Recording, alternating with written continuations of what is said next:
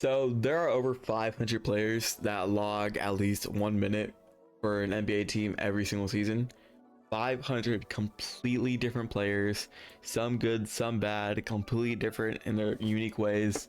And in the mix of the playoffs, the Olympics, these top 100 rankings, all of these debates and stuff, sometimes some of these legitimately solid players, they get forgotten. And everyone I know, like, people know who they are, but they're not given the respect they should be, or put in conversations where they maybe should be.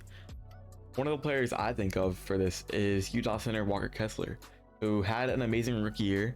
He was kind of like Derek Lively before Derek Lively. He was a 22nd pick in the draft, who was traded from Minnesota to Utah alongside a ton of picks and players like Jared Vanderbilt and Malik Beasley for multiple time Defensive Player of the Year, Rudy Gobert. And Kessler didn't have crazy expectations going into the season.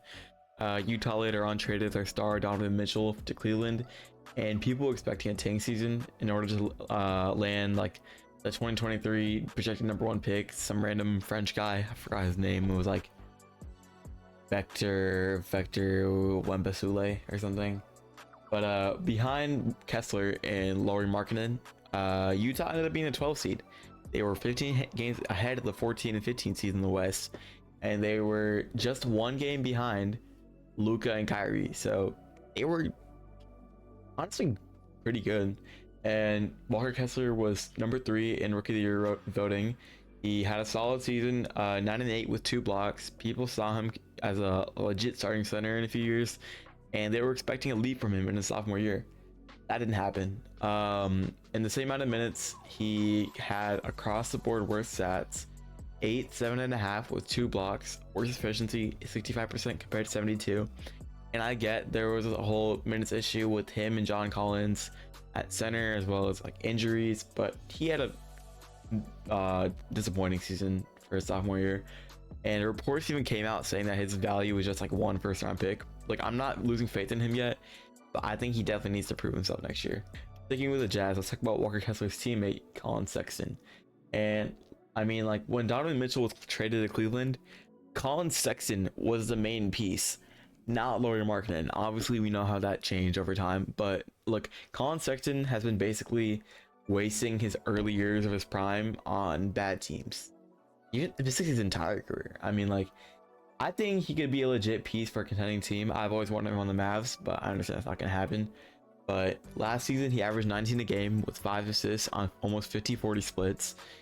He's really solid, and he's going into the age 26 season, and his entire career has been spent rotting on teams like a rebuilding Cavs and a rebuilding Jazz, when he could add so much more. Even his rookie year, he averaged 17 and has proven that he can be a rotation point guard on a championship team.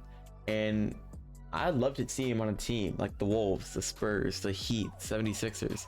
Let anyone take him. Like, let the man shine on a team that can be a legit contender now or in like a few years. Not just putting up 20 points a game every game for 8 years on teams that peak at the 12th seed.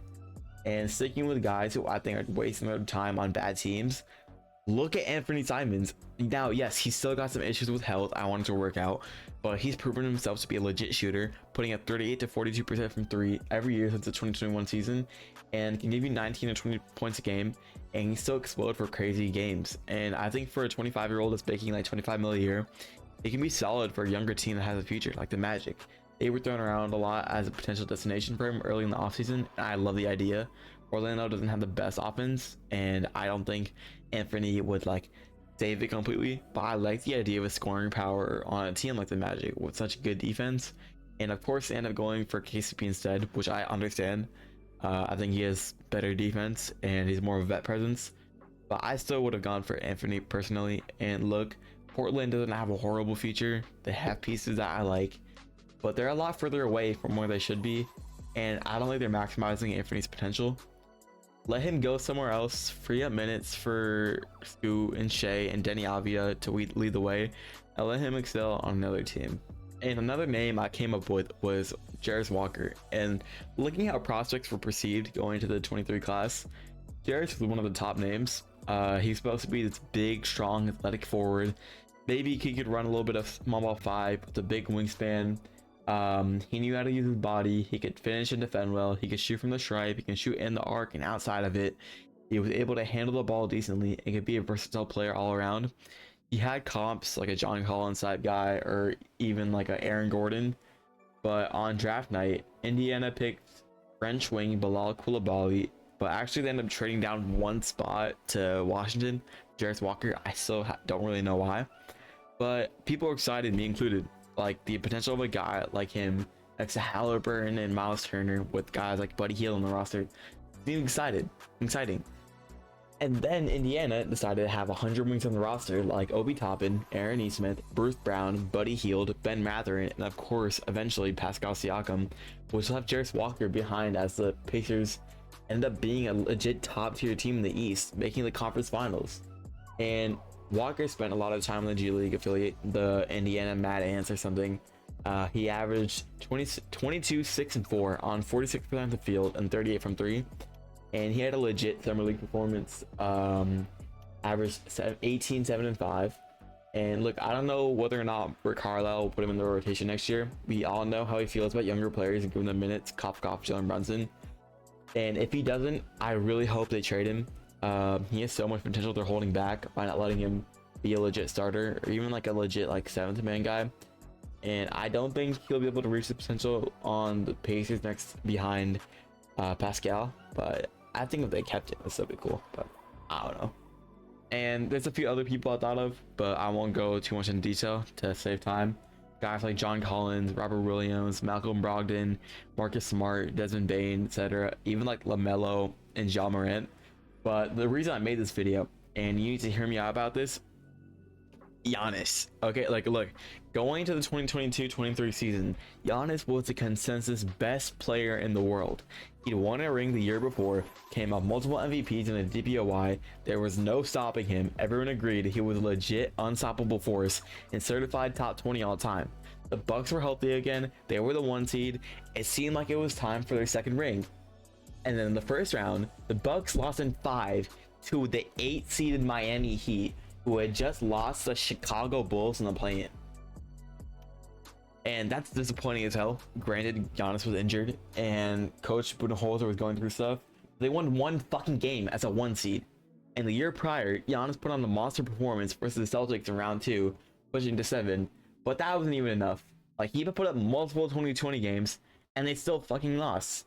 I mean, Chris Middleton was injured, but like, I don't know if that's like that much of an excuse. They're injured every year, and it was clear the Bucks needed to change, and that came after firing Mike Budenholzer, which I still think is one of the biggest asshole moves of all time. They traded for Damian Lillard, and look, the Bucks getting Dame came out of nowhere, and a lot of Heat fans were mad, but everyone kind of agreed that a duo of Damian Lillard and Giannis Antetokounmpo was all but guaranteed to be the best in the league and could lead Milwaukee to a ring. I mean, they were getting comparisons to Shaq and Kobe. It was crazy, but it didn't work. There was lots of injuries, your turn, my turn type ball. Adrian Griffin had a lot of controversies around him with Giannis and Dame. Dame was like sad about his kids or something. They both got injured a lot, and after going to the playoffs, hiring fucking Doc Rivers, Giannis got injured. Later on in the series, Dame got injured, and Chris Middleton tried becoming Michael Jordan, but they still lost at 6 to the Pacers. And all this has led to us still acknowledging Giannis as a top 5 talent, but his rep has fallen so far. No longer is he the certified best in the world. Of course, some people think of that, like some people think he's like the second coming of Shaq, but now a lot of people have this idea of him being this bagless player who is way too injury prone, and he's fallen on the rankings. And currently, in my opinion, the consensus is Jokic, Luka, then Giannis. But I've seen valid arguments saying that Shea or Embiid could be over him, and I don't agree. I disagree completely. But it's the idea that they even exist and they can be supported by this many people. It doesn't help the Bucks are old as fuck, and they didn't do anything this offseason.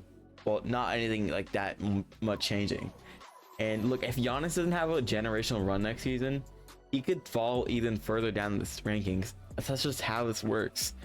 And look, I wish the best for the guy, but it all just depends on how he plays, if he's healthy, and if his team is healthy. Otherwise, we're gonna have some uncomfortable conversations. But that's all I got to yap about for today. Yeah. Someone tell me how to end these fucking videos.